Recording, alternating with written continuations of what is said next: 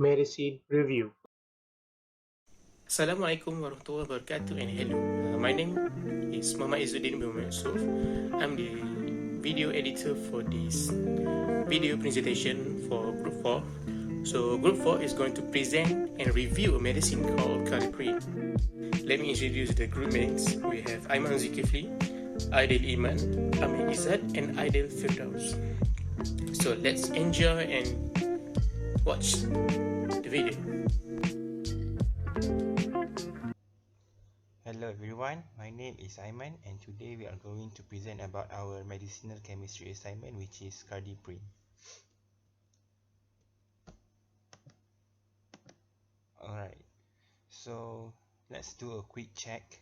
So these two are the common symptoms that is commonly faced by elderly people when they grow up. So you can see there's a picture of people having heart attack and there's also a picture of someone having a stroke.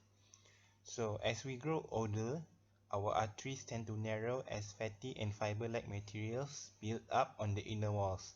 If an artery gets sufficiently narrow, a blood clot may form and block the artery. So how do we counteract this problem? That's why we have Cardiprin. So what is the magic behind Cardiprin? There are two components in the Cardiprin that causes it to become a special medication to treat symptoms like what I mentioned earlier. So these two components are aspirin and glycine. So let's look at some history of aspirin. So aspirin comes from a Spirea, a biological genus of shrubs that includes natural sources of the drug's key ingredient, salicylic acid. So as you can see here, this is the structure of the salicylic acid. You have a benzoic acid with a hydroxy group attached to it in the ortho form, in the ortho position. So this acid resembling what's in modern day aspirin can be found in jasmine, beans, peas, clover and certain grasses and trees. It wasn't until thousands of years later that people began to isolate the key ingredients of aspirin. An 18th century clergyman, Edward Stone, rediscovered aspirin in effect when he wrote a report about how a preparation of powdered willow bark seemed to benefit 50 patients with ague and other maladies. Today, aspirin is universally recognized as heart attack prevention in men who have had prior heart attacks, and it has also shown to have benefits against stroke in women. More than 1/3 of all adults and 4 out of 5 people with heart disease use aspirin regularly, according to data from the Centers for Disease Control and Prevention presented in a 2006 study, and the number of regular aspirin users rose 20% from 1999 to 2003. However, there are side effects of aspirin which include severe nausea, ringing in the ears, a fever that lasting more than 3 days, swelling and pain that lasting more than 10 days. So just like aspirin, glycine also has its antiplatelet properties, and the combination and the chemistry behind aspirin mixed with glycine produces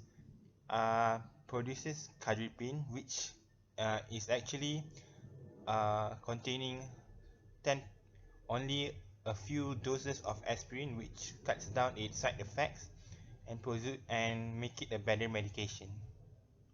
Thank you.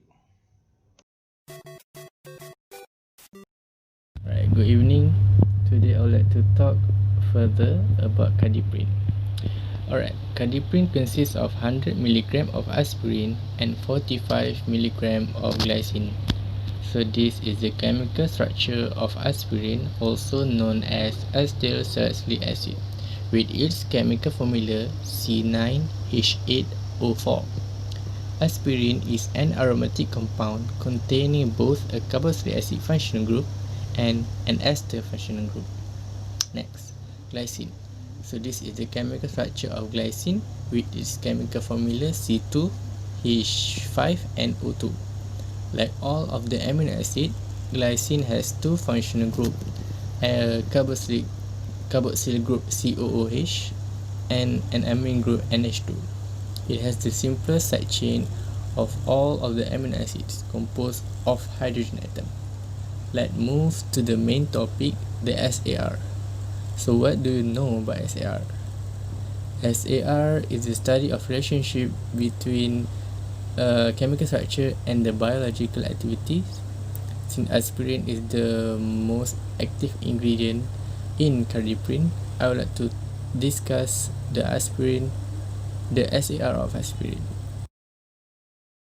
Substitution on carboxyl group may affect the potency and toxicity. In general, COOH, a weak electron withdrawing group compared to COOR, makes COOR more toxic than COOH. So if you replace COOH with higher electron withdrawing group, it will become more toxic. Higher toxicity and bioaccumulation are expected at low pH for acid. Second, reducing of acidity of the COOH. It retains the analgesic action of salicylic acid, but it is devoid of the anti-inflammatory properties. Number 3. Placing the phenolic hydroxyl group meta or para position to the carboxyl group abolishes the activity. An aromatic hydroxyl group, also known as phenol, can share its electron with the adjacent aromatic ring. In this case, the oxygen donates its electron to the aromatic ring.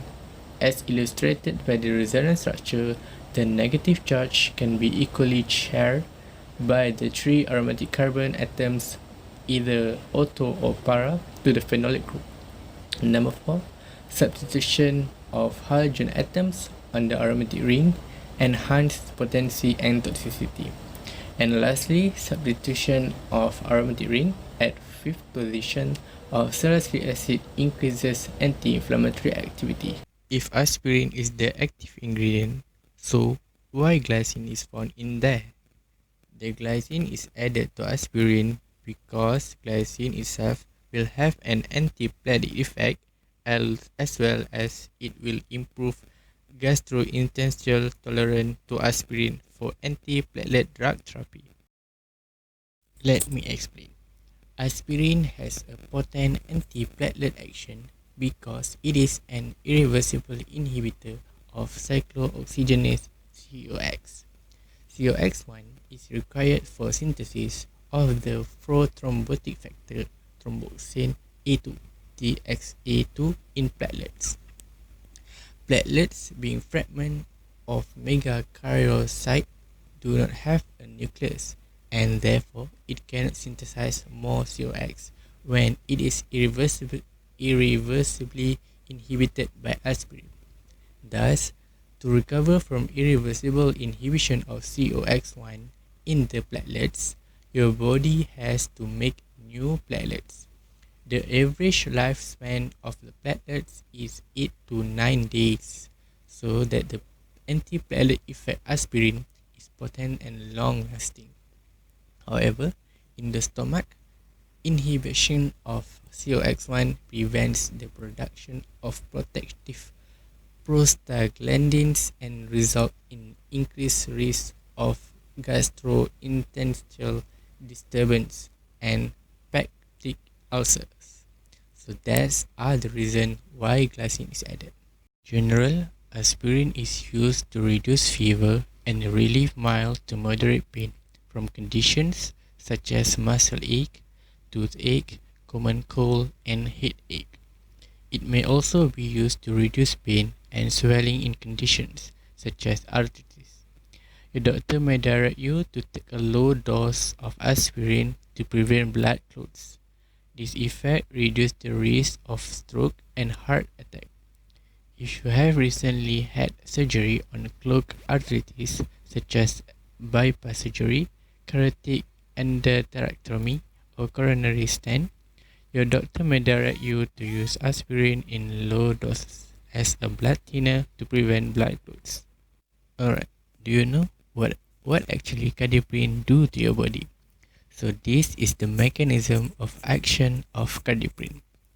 Metabolism of arachidonic acid via the enzyme cyclooxygenase produce mainly thromboxane, anti-XA2 in platelets and prostacyclin PGI2 in the vascular endothelium.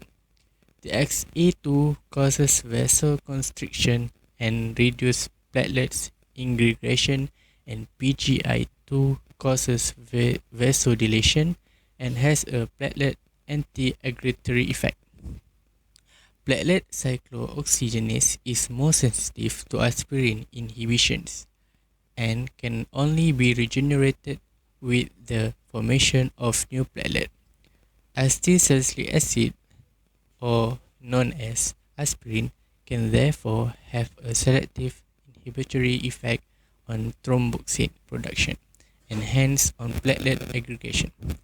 In vitro and ex vivo studies have shown that at low doses, 100 mg, there is a differential effect between the inhibitory action of aspirin on platelet cyclooxygenase and the cyclooxygenase in the blood vessel. At these doses, there is complete inhibition of platelet aggregation induced by collagen, ADP, and arachidonic acid. The anti-inflammatory, antipyretic, and analgesic action of aspirin are also thought to be mediated via inhibition of prostaglandin biosynthesis.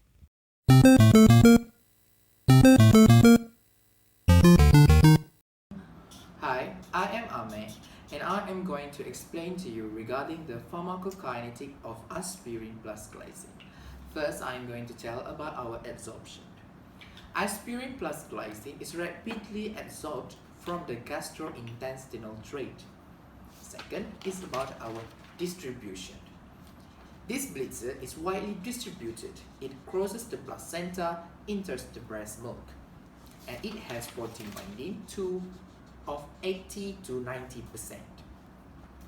The metabolism of this blitzer is hepatic, which means it will be converted into metabolites in the liver. And last but not least is our excretion. Aspirin plus glycine will be excreted via urine by glomerular filtration, active renal tubular secretion, and passive tubular reabsorption as unchanged drug. And alternatively, it will be excreted via hemodialysis. Well, that's all from the pharmacokinetics. Thank you. Okay, now let's talk about the side effect of aspirin plus glycine. The common side effects such as itching, prolonged bleeding time, bruising, and nosebleed may be occur. If any of the effects occur, tell to your doctor or pharmacist immediately. Next, tell your doctor right away if these unlikely but serious side effects occur, such as epigastric pain and urticaria.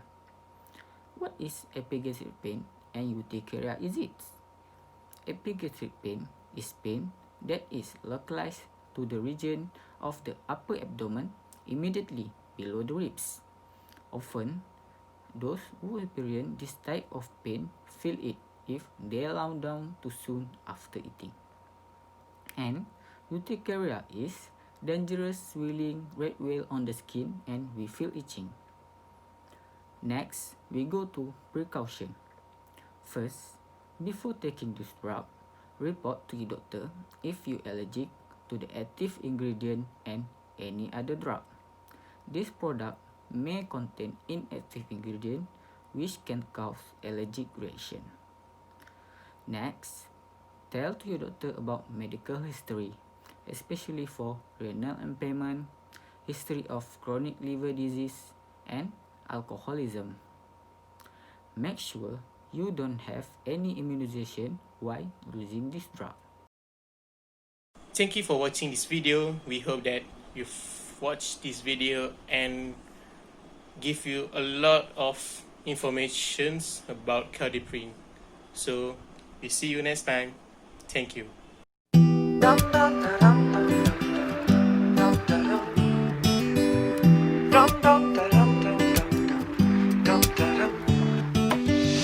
I was was young, still at home, and my mom would call me